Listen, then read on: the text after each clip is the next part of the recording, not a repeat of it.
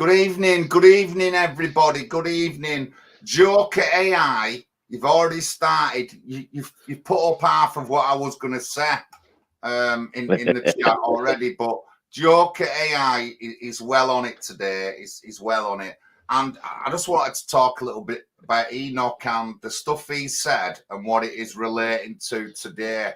Like one of the things that, well, he never said this. One of the things that one of his constituents said to him was that the black man will hold the whip hand over the white dude. And as we can see with Black Lives Matter and this like woke stuff and with our history being overtaken, it certainly does ring true, that particular bit. But, you know, he's always misquoted, misinterpreted and misrepresented. Every time he does. A lot of his speech, you've got to remember, guys, a lot of his speech wasn't him. It was other people. He was telling other people's stories. In one of the incidents, he talks about a woman who had rooms to let. And he talked about how they were banging on a door and they even had excrement put through the door. Now, after he died, there was a reported investigator did look into the incident and even found the sergeant that crime had been reported to. So it was true what the woman was saying. He wasn't lying. And the other guy, the other constituent of his, who really kept off the ball, no one ever knew who he was, had told him the story of the whip hand and stuff like that, and the demographic change. And a lot of people get that mistaken. Everyone says it were him, but it wasn't. He was speaking on behalf of this constituency, is what we want our MPs to do. They don't do that now. They speak for whatever political agenda they want to get out. They do not speak for us general working class constituents. And I mean, Enoch had military service. He never seen active duty on the front lines, but he was involved in intelligence, and intelligence was a big thing throughout all the war on how we dealt with codes and stuff like that. And towards the end of his career, he wanted to be the Viceroy of India. Viceroy of India. He wanted to be the Viceroy of India. But that didn't happen. But looking into his history, you see a man who was he started off as a particular thought on that, but as his career developed, he changed his thought, he looked into other things. You know, it was the British Empire. There was only one person shouting for African countries who was supporting African countries to get the British colonials out, and it was Enoch Powell. No one ever says that. No one ever. He spoke up against atrocities that had happened in Africa involving the British and other countries. He spoke up about this, Enoch, but nobody ever mentions this. You won't hear the lefties saying it or anything. They don't even know. The lefties always said that he said all that speech. They don't even know that he was speaking for other people. You can easily Google up and look into all this. It's really fascinating. But he had a love for Southeast India. He spoke fluent Urdu and several other Indian dialects and tongues, and he's well versed in European culture and history, as well as other places such as India and stuff like that, where he served in that. So this was a guy who knew a lot. He weren't your average Joe who just can speak English. This guy spoke several languages. You know what I mean? He was in intelligence, so he would have been a good speaker and stuff like that. But it's really good if you look into his story and look at some of the other stuff. He's just not portrayed and anything like what the lefties portraying. He's nothing of the sort when you look into the man. And like I said, I brought this up tonight because I just want to put it in conjunction with what's going on now in our country. You know, the state of our streets in our country, and the hate speech crime laws that we have now. The minorities trump everything. The minority trumps everything, and that is wrong in a country. The minorities trump everything. The minorities have got power. They've got a good hand. They've got the law on side of them. They've got the police on side of them. And all it's going to cause is more divide within our communities and more stuff that we've seen. And of course, our spineless politicians won't even mention it when it's Indian on Pakistani race riots, like we're seeing in Leicester. They won't even go there. They don't even go there, guys. It's unheard of if they even speak of these things, but they'll speak of the white man who at the moment is being beaten with a stick with a whip on it by everybody else who's not ethnically English in this country, unfortunately. I'm sorry, guys. I want to stick up for you, but there's only so much sticking up for you I can do. You've got to get on board. Yes, some of you lot have got to get on board. But anyway, go on, over to you, Paul. John, you hit the nail on the head there. The dictatorship of the minorities. We brought these people in, and Enoch Powell realized the implications of this. I mean, he was very fond of India. He was very fond of the Africans and their civilizations and their, cultures. He had no animosity in him, but he realized the implication of bringing alien populations into Britain. Now, especially, he'd served as a high official in India, as you said, and he'd seen we're called communal riots in India. And he saw that when you mix different religions, different ethnic groups, there's always a potential for civil war, for civil strife, for rioting, for animosity, because they begin to struggle against each other. I mean, the whole history of Europe was really about creating monopolies of power within limited nations. So the struggle in Britain was to create a Protestant monarchy within our islands. The struggle in France, the struggle in Spain was to reconquer Spain for the Catholic Church and make Spain wholly Catholic Spain. And so they were like monoliths. The monarch determined the religion of the nation. We had a problem with Ireland, and that was a perennial thorn in our side because the Jesuits in Ireland would never submit to the English crown. Being Protestant, they wanted a Catholic monarch on the throne. And so it was constant source of constant strife in these islands. And he realized if you put people of competing cultures together, you will get strife, you will get problems. And that's what his whole message was about. And in 1948, the Labour Party, in an act of bewildering generosity, gave British citizenship to the whole empire.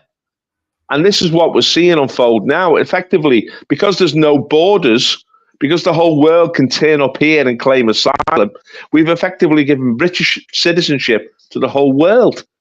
But it's not sustainable. At every level, it's not sustainable.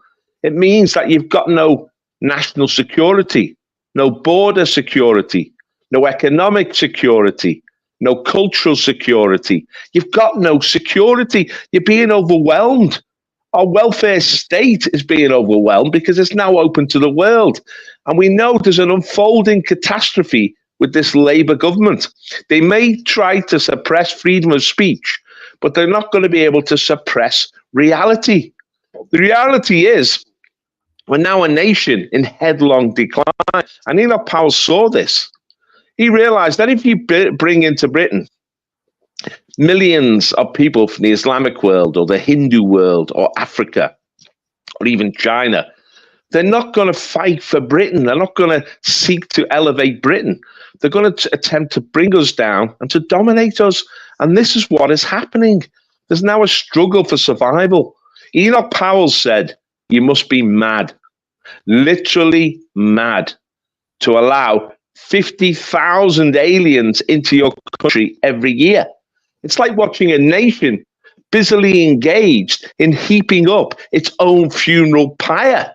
We're building up a funeral pyre which will be set alight and we'll disappear. We'll be burnt. And this is what's happening now. Now, they put a gloss on it. You can watch the television, and people who watch TV a lot, they buy into the notion that the television studio is reality, that all the different races, all the different religions, all the different ethnic groups can all interact in a nice, jovial way on television, and that's reality on the street. That's not reality on the street. The reality on the street is the exact opposite. It's a battle. It's a scrap for dominance. And we're seeing this in London now. We're seeing this epidemic of knife crime in London. And I mean, the Africans have come in. They come in from different civilizations, very hard nations, which don't have welfare state, which don't have a safety net, which a lot of these African nations, it's dog eat dog. Life is very, very hard for these people.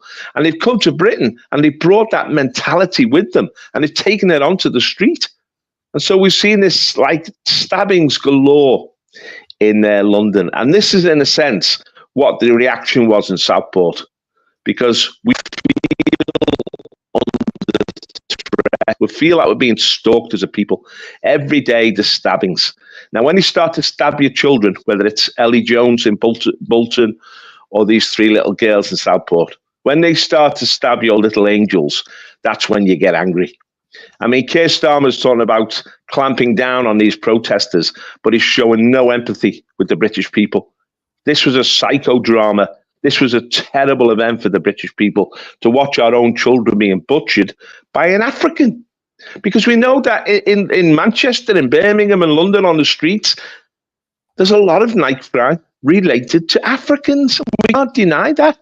And then we saw the Islamic Ummah marching on the street like an army.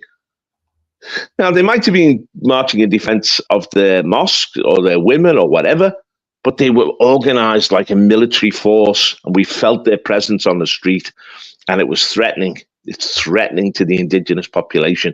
We see a new force arising in our society, and this is what Enoch Powell predicted. He said, like the Roman, I see the Tiber foaming with much blood. It doesn't look good. It doesn't look good as we're looking ahead. Like the Roman, I see the Tiber, the river, foaming with much blood. He saw the dangers that we were bringing upon ourselves. Now, if people had to come in and integrated into our society, I mean, some people like the West Indians, they come in, they were Christians, they shared a lot of our culture, they intermarried, and effectively they integrated into our society. Now, that was okay, that could have worked, but these groups are not coming in to integrate. They're coming in to build up their empires within our society.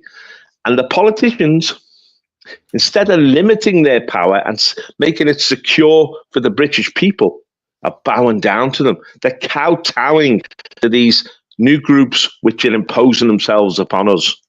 Now, there was a previous group, the Jews, who came at the end of the 19th century. They were like not so obvious immigrants because they quickly got our language, they quickly maneuvered our culture, but they act as a group as well. They're in the background. They've changed our society dramatically because they've always been pro-immigration, pro-multiculturalism, pro-radical. They've always had this revolutionary spirit within them, which has disturbed a lot of the peace of our society. The thing is, and this is the real issue that Powell put his finger on, Britain was the greatest civilization the world had ever seen. It was magnificent. And it brought law and order. It brought peace and prosperity across vast swathes of the globe. It brought civilization, Christian civilization, to so many people. The British culture was very gentle. It was accommodating. There was a lot of love in it. There was a lot of goodness in it, and it spread that across the globe. It was something. It was something which could actually add to human society and to human life. And therefore, it was a great. Go on, John. Just let me chip in. So Well, maybe not, because there was already people of colour here. People of colour Yeah. here. It was another time. It was another time, Ray. And I'm not bothered. You know, in another time, Islam were different, or the Saudi Arabia. No one says anything about that. But it's another time in England. If it would have gone his way and it would have ended up a homogeneous society, so what? I wouldn't have known any different. You know what I mean? So we can just say that. But I'm not going to put it down to because he said then it would end up like that and there'd be nobody of like any colour. I'm not just going to go down that route, mate. But it was another time. It was another time. And I think things should have been different. I think there should have been curbs on immigration. Would they have wanted just a white homogeneous society? They might not have done. There might have been a bit of colour there, but it just wouldn't be as mixed and with such mashed up cultures as we had here. And another thing, like Paul said earlier on, Enoch has seen this in other countries. He's seen what happens when you put cultures together and clash. I've written about this on a stream I did a while back. So he's seen what was coming with this multiculturalism, and he knew well the consequences. I mean, I keep going on. He was a racist, but when Britain left India, Britain did not like India. They didn't like the Indians. And there was an Indian general in the UK, and he was being snubbed by all the top British guys. The one who took him in was Enoch Powell. He gladly took him in and kept him for so many days until he had a ship to go home on. But, you know, that's Enoch Powell, the so-called ethno-nationalist, if you want to go down that route, which is nowhere near. But that was part of the man. But back over to you, Paul. Enoch Powell was a decent Christian man. He had a good heart. He didn't have hatred for anybody. He wanted to see the whole of humanity advance. And you're right, John. Before the Second World War, there was a coloured community in England. The biggest one was in Liverpool, where there were 20,000 people of mixed race. Liverpool was a port, and there'd been African sailors and Caribbean sailors who'd come into the port and had actually spent time here, and some of them came to live here, married Scouse girls, and became part of the local community. There was also a coloured community in Cardiff, which was working on the coal ships. A lot of them were to do with shipping. There's also a coloured community in the northeast. Again, they were working on the ships, the coal ships. So it wasn't a completely homogenous society, Britain, but it was 99% traditional. We go back a long time. This is the thing. The British are not, Johnny-come-latelys. The British have been in these islands for over 10,000 years. My family, which comes from the north of Scotland, the west of Ireland, the north of Wales, and indeed Lancashire itself, has been on these islands since the end of the Ice Age. My genes, so we've got an ancient civilization here. We had a well-developed culture, and we'd spread culture throughout the world, and it was greatly appreciated. I mean, before the First World War, we were a real source of development in the world, but we got overtaken by the Germans, we got overtaken by the Americans, and then the Russians. And so we began to change as society because we lost the empire after the Second World War, and we lost the empire on very friendly terms.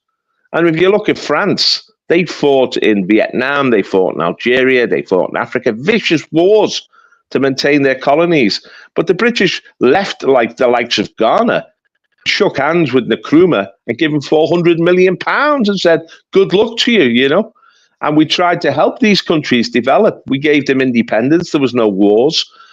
So, people talk about imperial guilt. I have no guilt. I think the British did a fantastic job, and they really enhanced humanity and brought goodness to the whole world. People talk about slavery. Slavery was really before the British Empire. It was the British who put an end to slavery.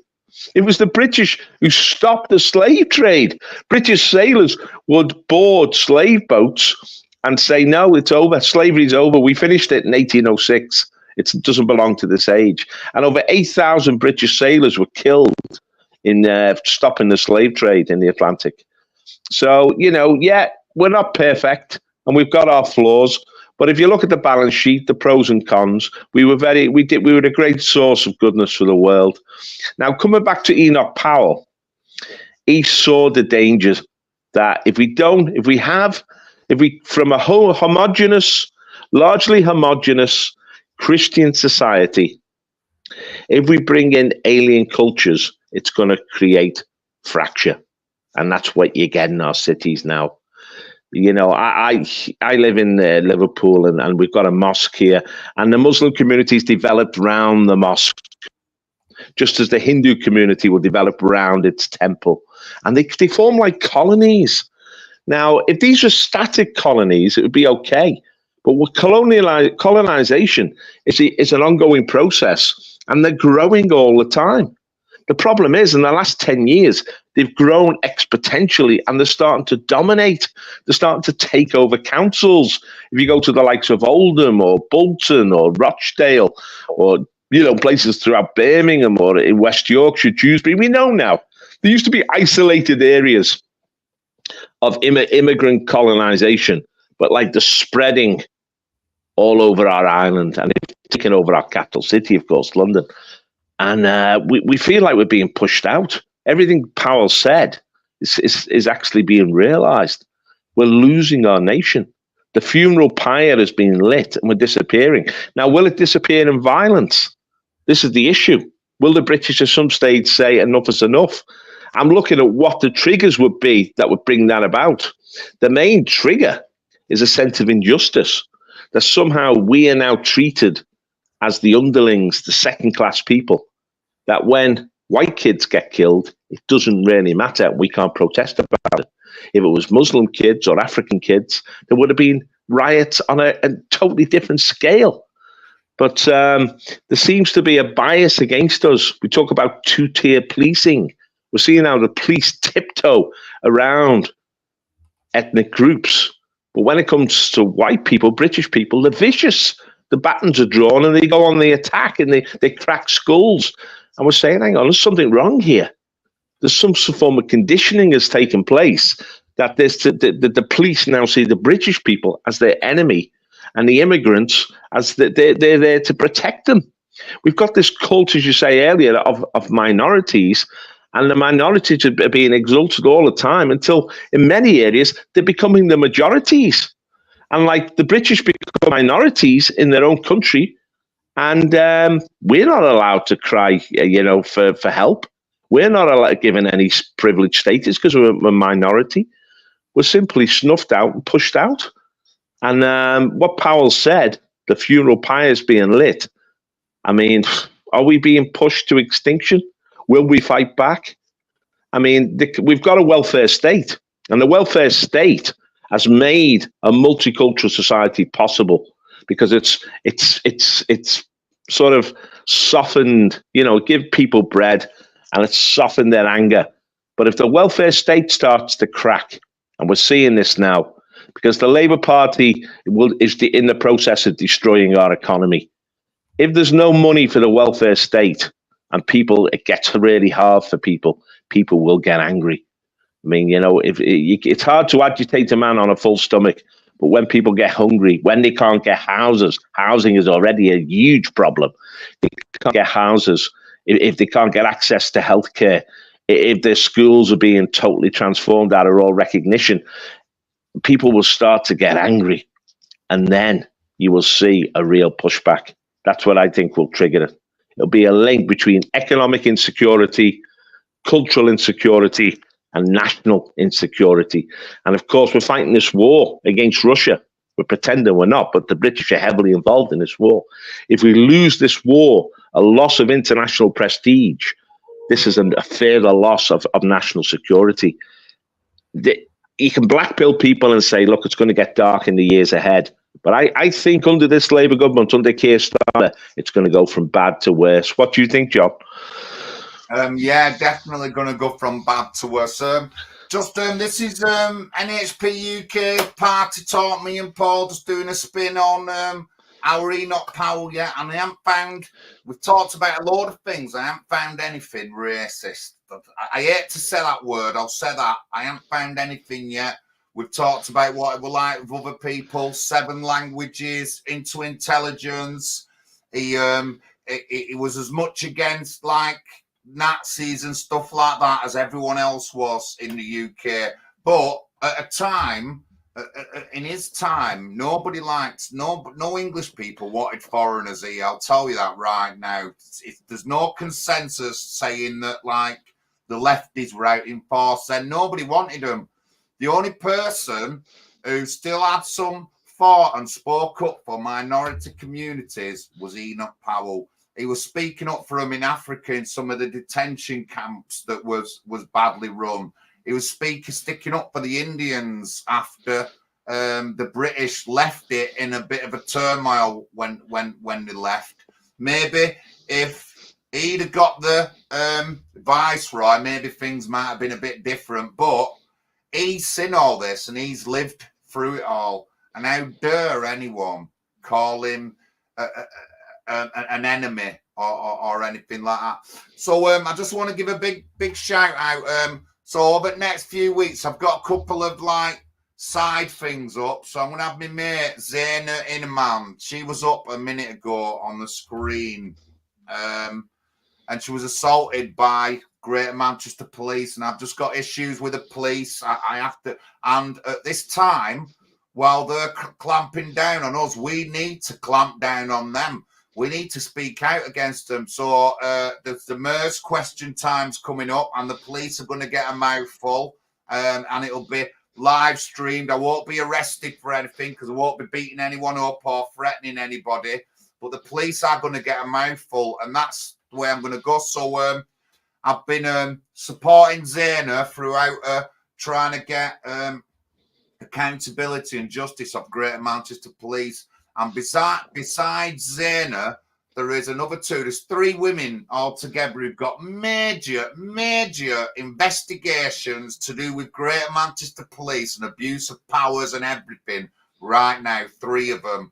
There's been several statements made by Andy Burnham, Chief Constable Woods, and the other guy who's the top chief there over these issues. But that's up and coming. I'm also going to be getting the Maid Marians on from TikTok, which is Sergeant Lisa Turry and Tanya and a few other girls, and they've got a group on TikTok, so I'll be getting them up as well.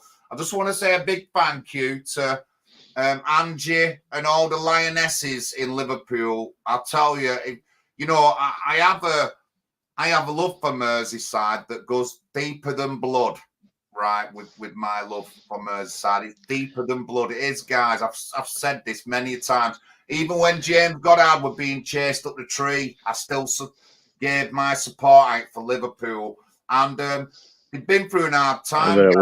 What you have not heard once, no one's mentioned once about what they've been through with children and the youth in Liverpool, from Jamie Bulger to the Hillsborough, and then in Knowsley the other week when the girl asked for a phone number off someone who was staying in a hotel. None of this is mentioned. And the police wonder why it kicked off. Don't take much adding up, guys. It does not take much adding up. And I've been going down that route with everyone I've talked to about the incident, but I want to big up the lionesses in Liverpool. You have really shown them strong. I am going to be doing something or supporting some kind of stuff that we do in Southport and Merseyside over the next few months. Unbelievably, I am. Whether it be sharing, getting some of the Merseyside lionesses on a stream, maybe we can do something like that. But I'm going to do something like that. And I just feel that we should do, and we should stick up for them as much as we can. They might not be politically minded or anything, but I feel that we should still support communities when they're going through stuff like this. I'm not shouting for violence or anything, all right, like that. I'm running in local elections. I'm the person who wouldn't want the least of anything like that more than anyone else, because I'm running in local elections. And how it affects the communities, it's not good. if I was a lefty and I weren't politically motivated, I won't give a shit. If I was a righty and I weren't politically motivated, I won't give a toss. But as running in local elections and I want to be a local council candidate, I need to like really say that all the smashing up things is no good. Let me just get back to Enoch Powell, John. Enoch Powell, when he made his speech, his famous Rivers of Blood speech in April 1968, he lit a torch in this country. You know, the flames went up. 80% of the public supported him. That's why he's so relevant today. The people were behind Enoch Powell. They recognized that he was speaking for them. He was the only politician that would actually address the real issues. The rest of them were hiding. Now, he was in the Conservative Party. And what did the Conservative Party do? They marginalized him. They pushed him out. And the rank and file of the Tory Party were behind him. If we'd have listened to Enoch Powell in 1968 and taken a real grip of immigration, we could have avoided all these troubles that we've seen ever since. And, you know, today we've reached a situation where we do, and people are they're in denial about this. We feel very fragile now as a nation. We feel very vulnerable. And it's like a slope. We've been going down this slope since 1968. Been getting gradually worse and worse. We've seen the minorities ascend as we go down. They've become the head and we become the tail. We've seen the politicians kowtow to them, bow down and elevate them into positions of power where they now control so much of our government, and they now have first claim on our resources, and they now shape the laws of our country. Now, people want a border. You can't have a nation without an effective border. When we see these boats coming in, I mean, that's just one aspect of it. Mass immigration, 1 million people a year just pouring into this country. We're already an overpopulated island. We've got our own people to look after. We've got our own needy people. And yet we're taking on all these people, millions now. Since 1997, when Tony Blair really opened the floodgates, 15 million people have come into this country. 80% have gone onto welfare, are living off government subsidies. They're getting everything for free. Housing, they're taking our housing stock. They've colonized the health service. They've taken over our schools in the inner cities. They've taken so much of our welfare benefits. It's a huge amount of money. I mean, each immigrant costs £50,000 per annum. Now, the total cost of that is it's hundreds of billions a year. It's bankrupting this country. The way we finance mass immigration is through borrowing, really. That's why we're trillions in debt. But all this is going to come home to roost. It's all coming home now. And this Labour government has no answers. It's just pouring oil on the fire. And Enoch Powell, that's what he was all about. He was warning us that we got to put this fire out before it really sets alight. But, you know, there's a real fear in this country now. I've never known it. I think we all feel vulnerable that if it really kicks off, it won't be white mobs. It won't be English lads on the streets. It will be the immigrant crowd. It will be the Muslim mobs and the African mobs and the Hindu mobs, and the police won't take them on. It could get very dangerous. This is why Enoch Powell said it's like watching a nation busily engaged in piling up its own funeral pyre.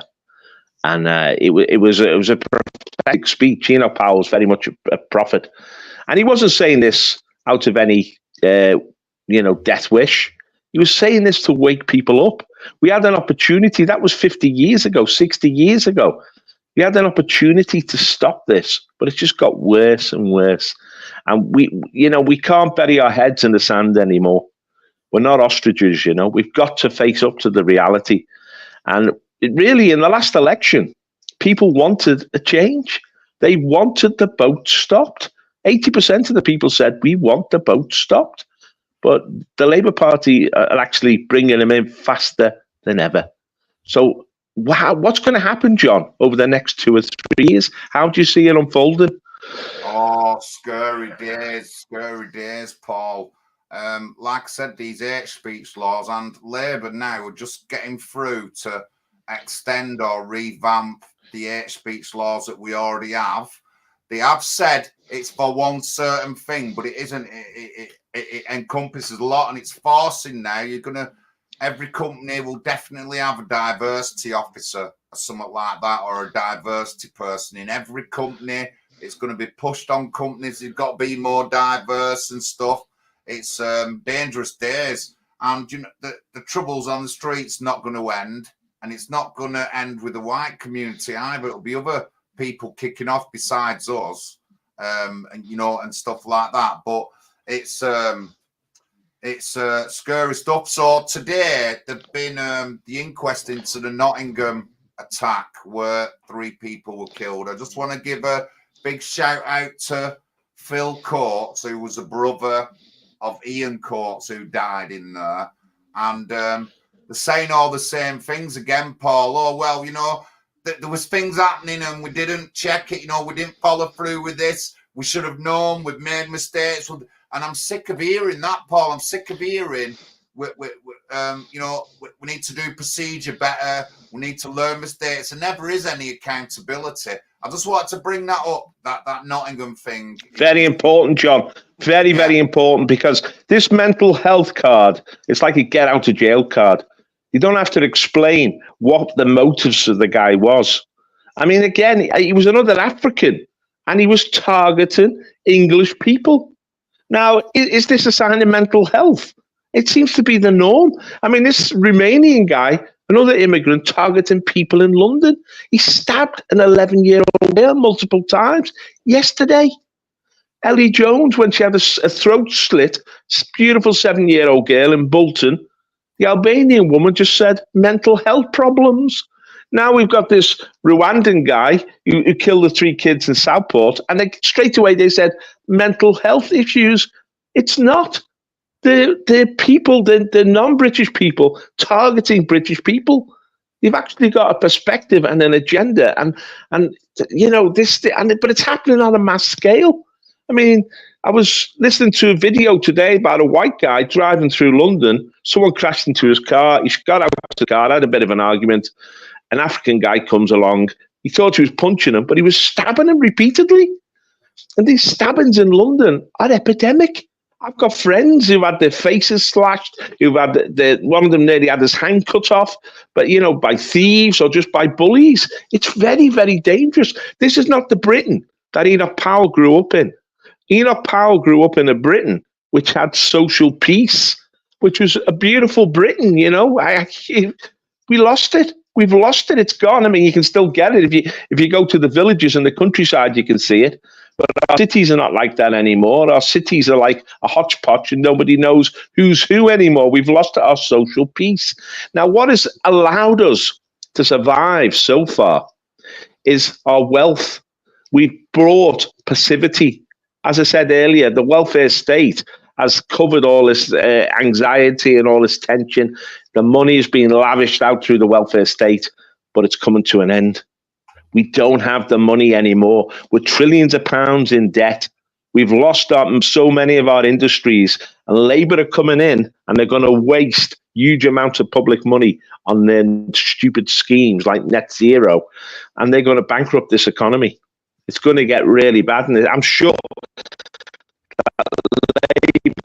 every time Labour get in power, they bankrupt the British economy. But this time, they haven't got anything to play with because we're already effectively bankrupt because of the COVID nonsense. Now, when the trouble starts bubbling up again, when the civil strife starts getting worse again, they haven't got the money to bribe everybody. You see, what they've done in the past is they've bribed the minorities. They've offered them all sorts of goodies to keep quiet and behave themselves. But if those goodies aren't forthcoming, I see a lot of problems on the street. Imagine, John, if they stop the benefits, if they stop the free healthcare and the free housing. What are the Africans and the Muslims going to do then? Because they're the people who are most heavily dependent on it. They're going to kick off big style. How do you think that would actually unfold, John? Oh, they'd be even worse on the streets now, but they won't be saying anything. They won't be doing anything. They just let it go on. It'd be only when the white dudes come out is anything gets said or done. Honestly, it's just so hypocritical. But they're not going to be able to control it, Paul. They're really not.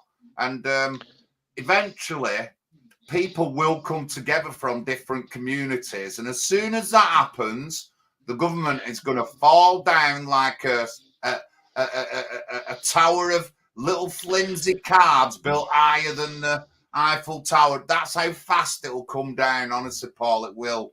But, you know, they're trying to keep us divided, aren't they? You know, the left, with all this politically correct rubbish to come out, they're trying to keep us divided. But as soon as there's any kind of thing between communities coming together, our government will get wiped out. That's my. But you know what I want to talk about as well, John? Hate speech. Now, according to the European Court of Human Rights, which is one of the reasons why all these so-called refugees are pouring in, these bogus refugees, there's only two criteria to stop freedom of speech. One is a direct incitement to violence, not an analysis of why violence is taking place, not even a prophecy that violence will take place, but incitement, telling people to be violent. That is against free speech. That's a hate speech. The other one is if you defame somebody, if you tell blatant lies about somebody, that is not acceptable. That is not part of free speech. But outside of that, we are given the freedom to say whatever we want about Islam, about the Jews, Zionism, about immigration, about different ethnic groups and how they interact. We don't have to be cautious on what we say on these things. We have to be sensible, yeah, and we have to be polite and responsible, but we can give an honest opinion about what's happening. We are allowed to analyze the situation. Now, I'm a political scientist, right? I've got a history degree from the same place that Enoch Powell went to, Cambridge University. So I've got a background to speak these things out. They're very reluctant to take me to court. I've been to court 3 times on pseudo hate speech charges and won 3 times, being found not guilty. I've had 3 victories over them. So they're very cautious about taking me for a 3rd time. I sued the chief. I took the chief constable of Merseyside to court, and they had to change the law to protect him. I had him on the run. He took me to court initially. I reversed it. They took me to court in Belfast. It was a 2-year trial. I had to go to Belfast 7 times. I won that case, not guilty. I had another case that they dropped the charge. It was supposedly racially aggravated criminal damage. They dropped that charge. I've won 3 cases against the police because I know that we do have the right to free speech. People should not be intimidated. As long as you don't engage in violence or incite violence or say things which are defaming of other people, you're allowed to speak your mind. If I want to be critical of Islam, I can be critical of Islam. If I want to be critical of Zionism, I can be critical of Zionism. If I want to be critical of African immigrants, I can be critical of African immigrants. As long as I don't invoke violence or lie. And therefore, I will always speak my mind. And if the police ever came for me, I would stand up and defend myself. And I've beaten 3 times. If they want to go for a 4th, it's up to them. I've done nothing to break the law. All I'm doing is speaking the truth, a freeborn Englishman, saying things as I see them and know them to be. We're being gaslighted constantly by the television. As I said, they present the television studio as reality, where everyone is hunky-dory, all laughing along, slapping each other's back, looking after each other. The real world isn't like that. The real world is a battleground where people are struggling to claim resources, take over territory, impose themselves. We have this whole history of grooming gangs. Pakistani men grooming young English girls, underage girls, to rape them, to drug them, to prostitute them on a huge scale. The police were complicit in it. The social services were complicit in it. It's a huge crime. Only a few of the people involved have ever gone to prison, and they've all usually got pretty mediocre sentences.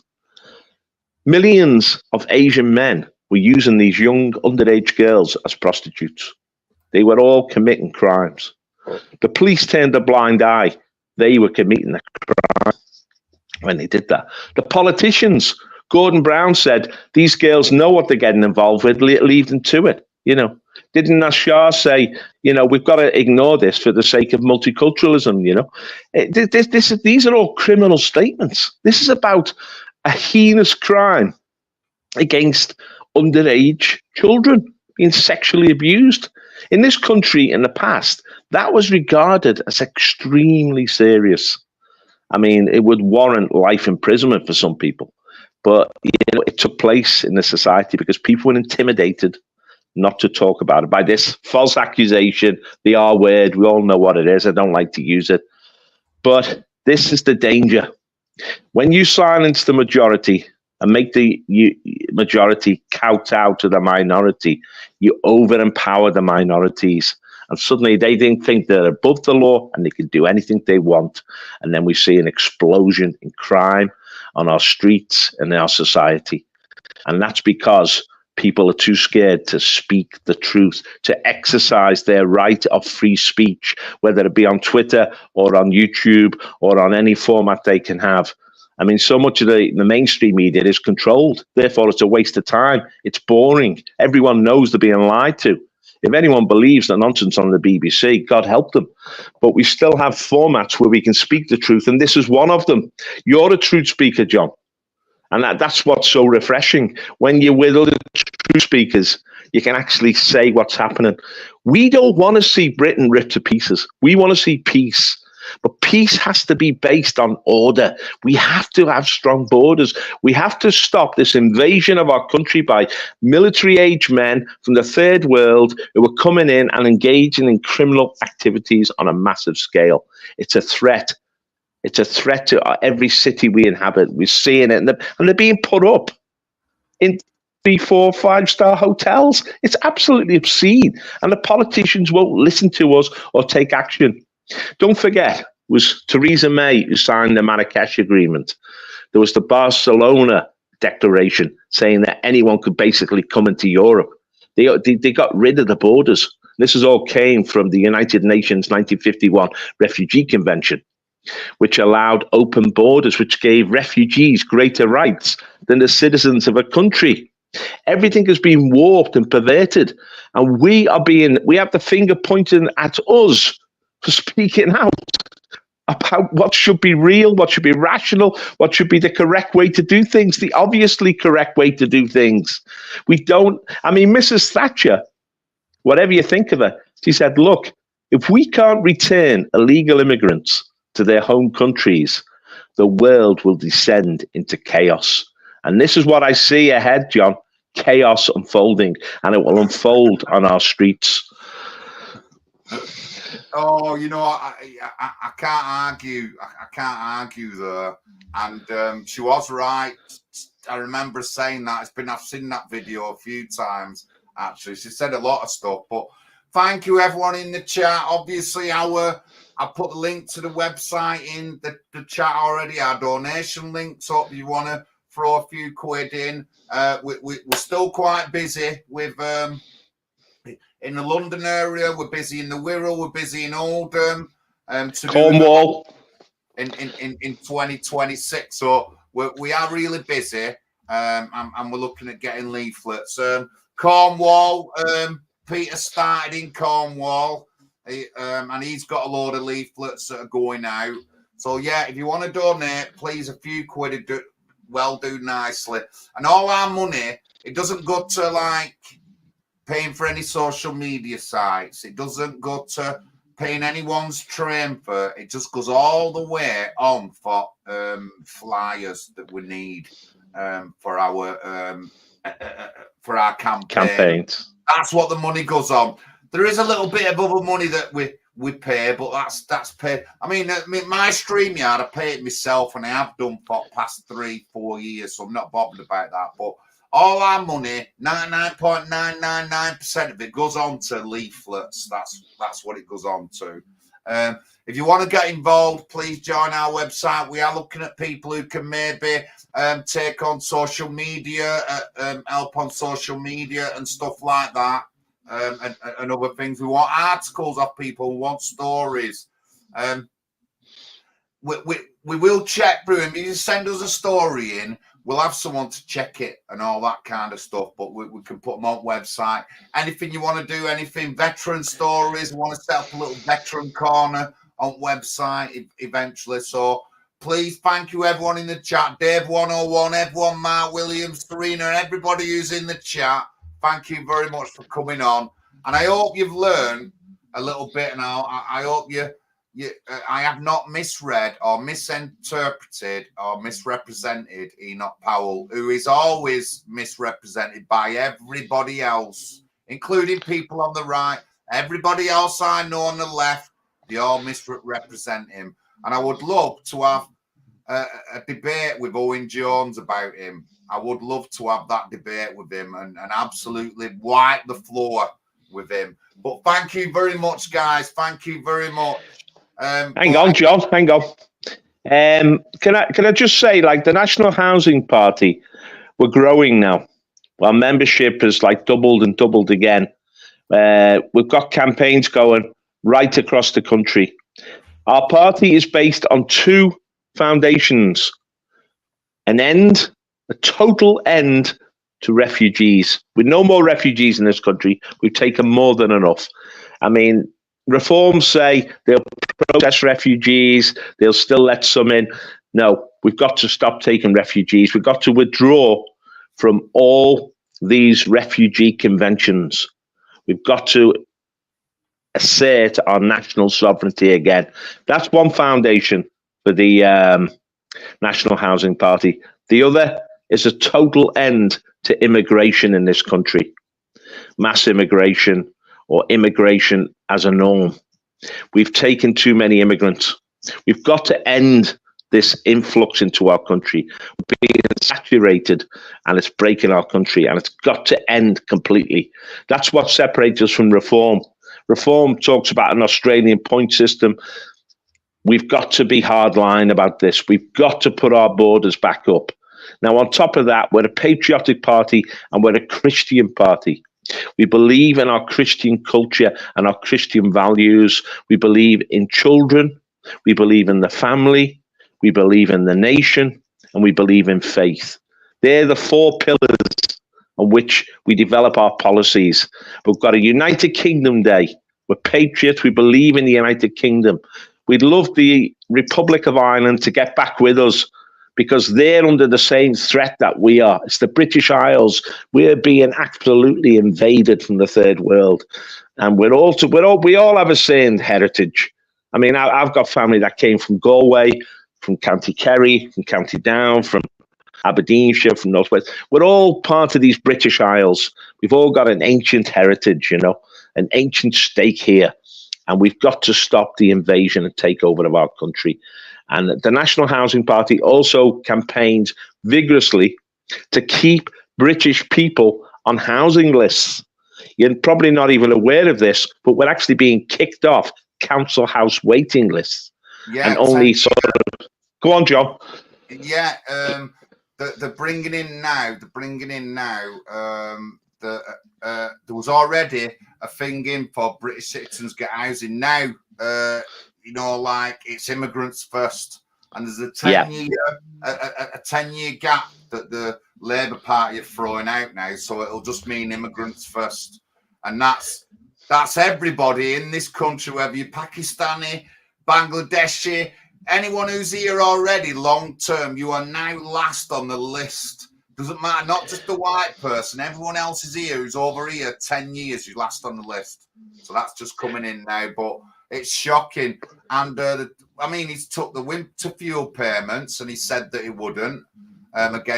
it's so pathetic how they are. Oh, the Tories will say this about them, will say that about them, and then when they get in power, they do what the Tories were doing. You just couldn't make it up, guys. It's going to be worse, John. It's going to be a lot worse than the Tories. Now, the thing is, we need to fight back politically. We need to get organised. This is what the National Housing Party is about. It's an organisation you can join. You can be part of our family. We're growing across the country. We're standing right across England. We want to expand into Scotland, Wales. We've got a party in Northern Ireland. We need candidates in local elections.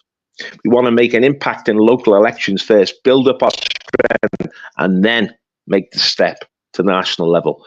But, you know, Reform are the party, the populist party at the moment, but they won't really address the big issue.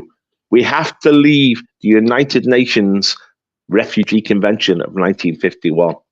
That's the cornerstone on which all these other refugee conventions are built. We have to get out away from this. We have to unwrap a lot. We have to be a lot more radical.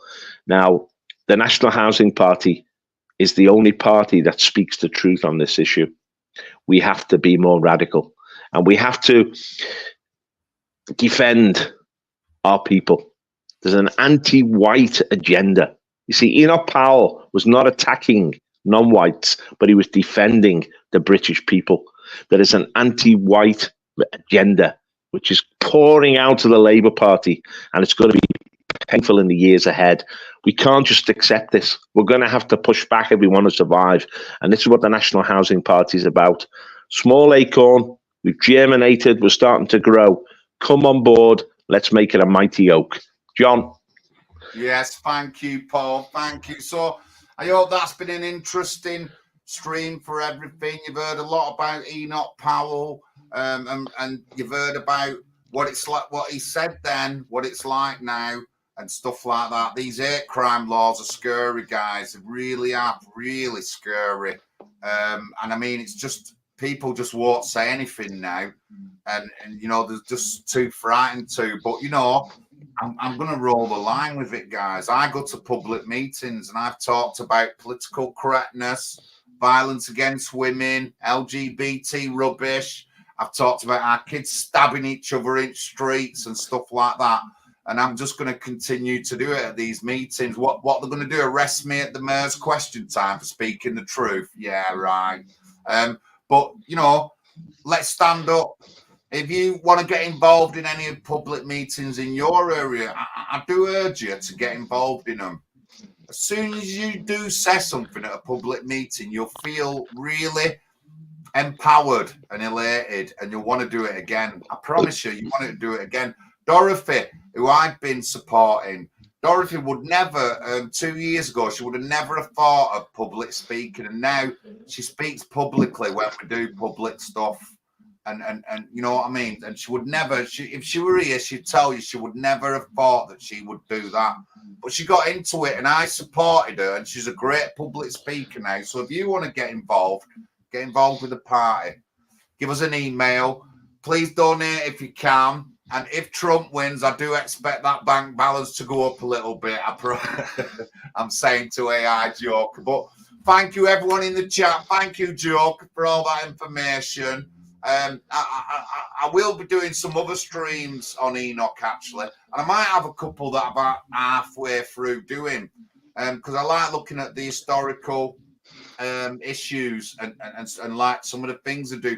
You know, he really is put down, but when you look to that guy, he was an honest, straight talking human being, a lot more honest than the human beings we've got. Now, I said to Paul at the beginning, I've got three my favorite parliamentarians. You might not agree, but these are my three favorite parliamentarians who were in Parliament while I was alive. Enoch Powell, George Galloway, and Nigel Farage. Them are my three top parliamentarians. There is some others on the list, but I wanted to get ones that would reflect now and part of my life. And Enoch was around in the early parts of my life when we did have a bit of trouble and things were just developing. And of course, Farage and Galloway are here right now when we've had so much turmoil an upset past couple of years in politics. But them are my three guys. And let me mighty, John. Go on. Well, Enoch was certainly has got to be one of the three, because he was a great speaker. He had great wisdom and great learning, which he conveyed in Parliament. Another one, surprising, was Tony Benn. Tony Benn was a fantastic speaker in Parliament. And again, he raised a lot of issues of justice, international law. He spoke out against the Iraq War. I mean, you know, he was a great speaker. I mean, Dennis Skinner was good, but he lacked a bit of depth for me. He was it was all a bit sort of pantomime with Dennis Skinner. I tell you, who was a truly great speaker, the Reverend Ian Paisley. Man, when he spoke, the chamber used to shake, you know. There are people in my life. But Mrs. Thatcher herself, she dominated Parliament. She was an amazing parliamentarian. But, yeah, there's been a lot of great figures there. But what I want to say to everybody out there, it comes from the Bible. The righteous are as bold as lions. When you're speaking right, when you're speaking about the right issues, be bold, be strong, for the Lord your God is with you. Remember that. God is with you when you're speaking truth, and he will validate you. And forget these hate laws. Speak truth. There's no need to be hateful, but speak the truth. What you see, don't allow them to gaslight you, telling it. What you see with your eyes is reality, not what they impose upon you from TV studios. So good night, guys, and God bless. Thank you, everyone. Thank you. I'll see you all Friday, Late Night Veterans Show. Thank you very much. God bless everyone.